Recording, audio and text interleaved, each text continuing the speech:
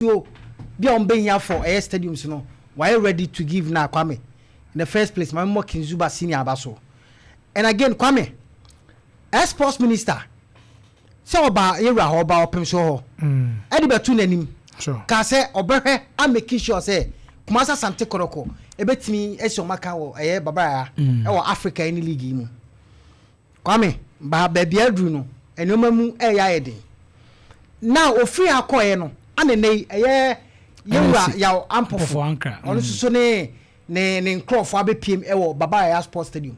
na mom ohwe nkomodidi e ko so ensema omudi tu da Kwame it means say over 3 months ana stadium no ebetimi are ready from the American doctor na kan yes ba Kwame omo mama ye disappointed ewo hwan mu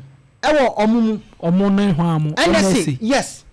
Kwame obi antimi kan chom say omo ba ye nche azo mba ye nche omo new administration by 5 months 7 months mu ni o Kwame dia nche ama me kasa asem we ni say you see ye memu ase no bibia omo de politics ye memu ano bibia omo de politics enenu ni ade Kwame aya na ha adwin ye pa ese wo man no Kwame yantia na okujato ablakwa eko various stadiums eko kika pictures edi be politics okrom ya ne ya enti ni omo nim se omo beta na men chade so omo saka power na ni omo nim so omo ana ba be run sa institutions na okokika pictures by na enti sa okachi na me say omo ba ye ntenti no we should pardon them Kwame then I'm sorry because omo yawe was situation na at hand no and sorry the power na MOB enti enei dia okokika de be politics no na men chade wanya power no Kwame the power ni ba onsema you expect me say men come anuntum because to say oba into administration no 7 months ni Debbie Kwame you don't do that Kwame NSA hono at least even pono CS sa ban ye change aban a yet see rane and ye close no ye rane enti ade ya ye beja handing over no to be ato munya kra na ye nyina your system so we know the problem at hand ye ball league match wo krom ya wie Kwame ye ne ye ball league match we ye ne now Ghana ha brofo sem kwa na ye de haye brofo ni aka brofo ye jato ye kan brofo ni ye jato no Kwame wo stadium pitch de na da so how asia ya Kwame eyawo hosem papa enei minim sade bia mekase senya adwempone a na bon Ghana ha senya adwempone na woni pa bitirimu a Kwame bon na nipa bia bon anase enei nipa bi na enno omadwuma ya na omuni omadwuma because stadium ya run wa Kwame grass a boso ball moment edru state edru ni se stadium nimpo na yentimi run a grass no Kwame na menim very bad o grass in the grass na ye no Kwame uko pajo a mami kan kwa sem chose pajo omo hwe pajo grass no Kwame omo nya expert bia o so doctor yo bai mami ya mbon voice yes horticulture no enyo na run pajo enye doctor no na run pajo uko pajo ayo CS isa Bako Fimo James Awazi manu chomo omo ana CCA stadium no Kwame omo ni certificate bia anase omo ko school CS ni certificate dey Opemsuo Mr. John sir na se Kwame na make CS only degree certificate odi run park they okay nya degree certificate asem Kwame dey run me person me tell say enei omo na yesi omo wonim die mpo ye di dwumadie na ase omo nsa no Kwame omo mess up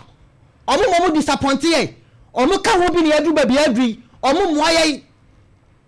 enti enei yamba be no omo be ka brofo a kire ye Kwame na omo kwa na brofo ne sare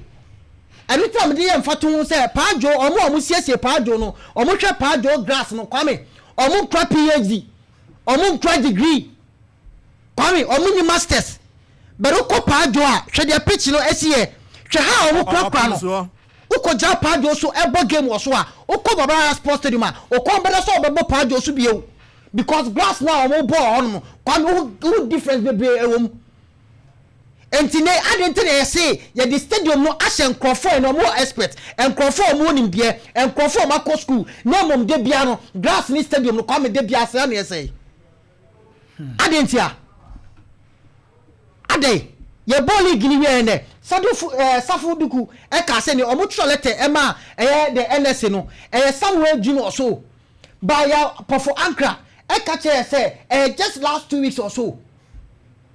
we say no mo dey ba so come which is which and even pono ye nya nim say kuma say something koroko no mo shi o makan kwame on any day over stadium e si onum na e hwe pa na e ma stadium NSA fo nya sika stadium e si won kuma say sports stadium yi hwa mo pa na ma NSA nya sika uyi koroko sika koroko e di ma NSA e bro di aban di mo mo oko say year under reviewer say matches e koso koroko dia season from day one best start e kopim say bobo season awie sika on benya free kotoko no yenhwe sika on nya free aba on de run air stadium so no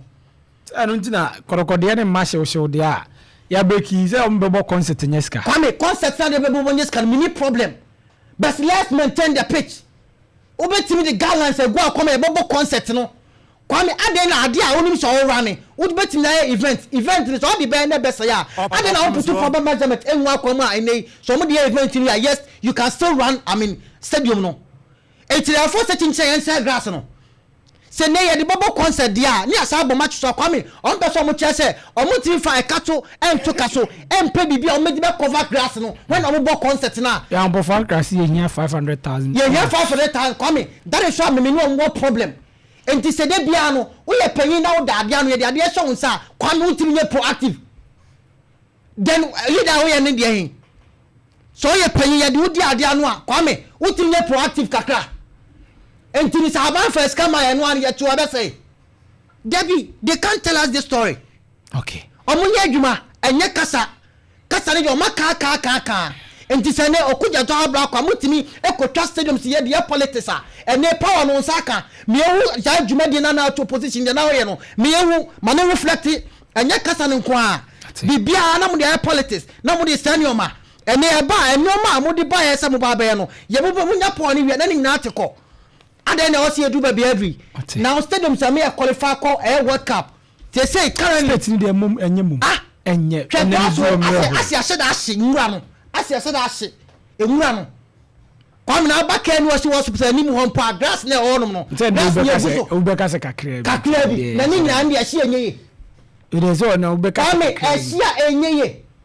me pese me ye mfato ho because o state a picture ni Bismarck da to so ya kwam ensa picture ya se no en sepeta ya boss wadro amna se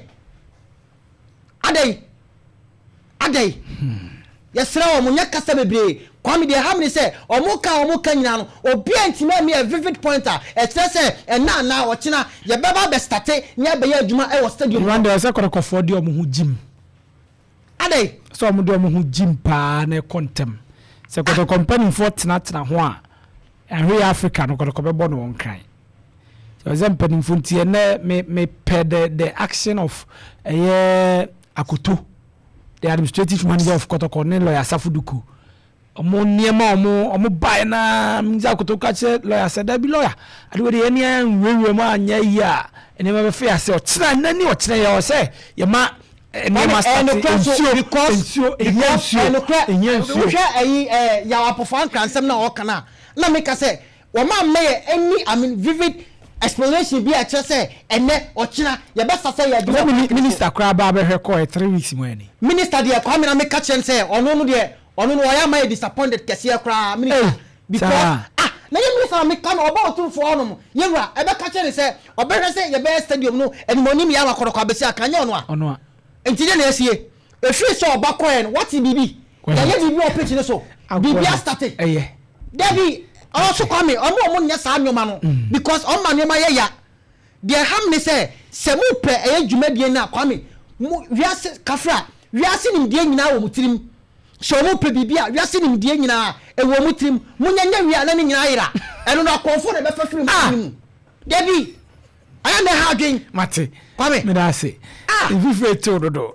Zuba eno no o say